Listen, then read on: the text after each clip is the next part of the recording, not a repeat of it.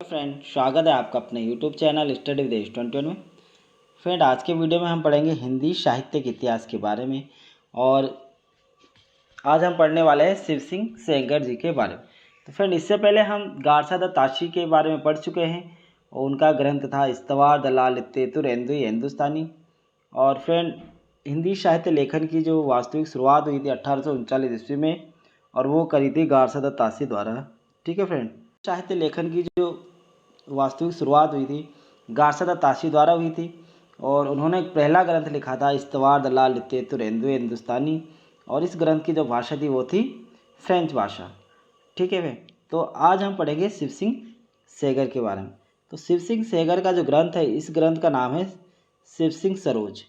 शिव सिंह सरोज का जो समय था फ्रेंड, इसका समय है 1883 ईस्वी। तो क्वेश्चन आपके पास बन सकता है कि शिव सिंह सरोज का जो प्रकाशन है वो कब हुआ था। तो इसका जो प्रकाशन है 1883 ईस्वी में हुआ था। और इस ग्रंथ की जो भाषा है वो थी हिंदी। ठीक है, और इसमें जो कुल कवि हैं वो हैं 1000 कवि। तो क्वेश्चन बन सकता है कि शिव सिंह सरोज में किस समय इसकी रचना हुई। तो 1883 में हुई। किस भाषा में हुई, तो हिंदी भाषा में। और कुल कितने कवियों का वर्णन है, तो 1000 कवियों का वर्णन है। आगे हम बात करते हैं इसमें पद्धति की। तो अगर पद्धति पूछे जाए क्वेश्चन में कि शिव सिंह सेगर ने कौन सी पद्धति का प्रयोग किया था, तो उन्होंने वर्णानुक्रमी पद्धति का प्रयोग किया था।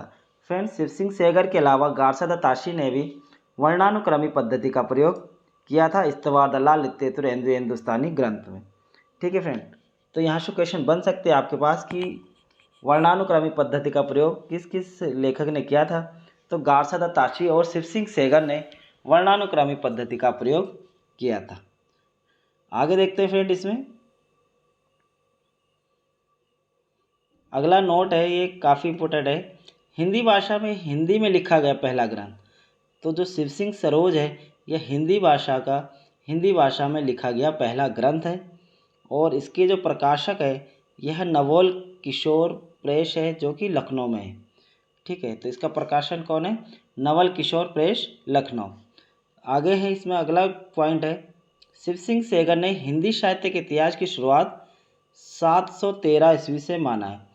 तो शिव सिंह सेगर ने जो हिंदी साहित्य के इतिहास की जो शुरुआत है वो कब से मानी है, तो 713 ईस्वी से मानी है। तो क्वेश्चन आपके पास बन सकता है कि शिव सिंह सेगर ने हिंदी साहित्य के इतिहास की शुरुआत कब से मानी है। तो हिंदी साहित्य की शुरुआत उन्होंने कब से मानी है, 713 ईस्वी से मानी है। अगला पॉइंट है फ्रेंड,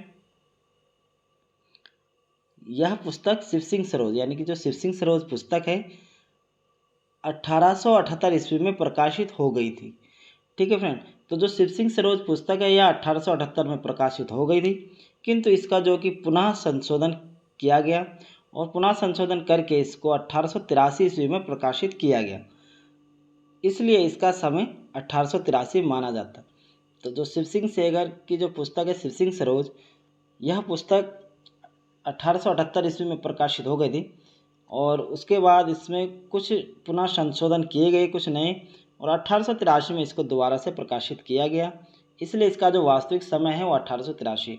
अगर आपके पास क्वेश्चन आए कि शिव सिंह सेगर द्वारा जो शिव सिंह सरोज है उसका जो समय है कौन सा है, तो आप 1883 ही लिखोगे, ना कि 1878, क्योंकि इसका समय 1883 ही माना जाता है।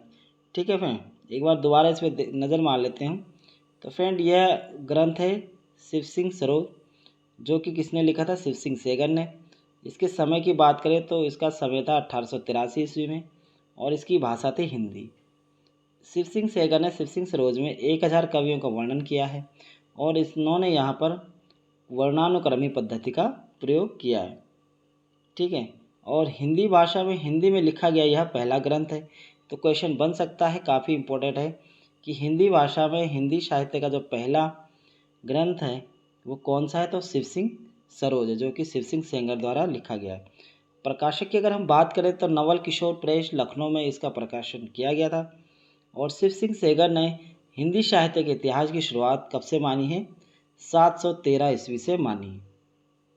अगला है इसमें मेन पॉइंट कि यह पुस्तक जो कि शिव सिंह सेगर सरोज है 1878 ईस्वी में प्रकाशित हो गई थी, किंतु इसका पुनः संशोधन करके 1883 में प्रकाशित किया गया, इसलिए इसका जो समय वास्तविक समय क्या माना जाता है, 1883 माना जाता है। ठीक है फ्रेंड, तो ये थी आज की वीडियो। आज को वीडियो कैसे लगी कमेंट बॉक्स में जरूर लिखना।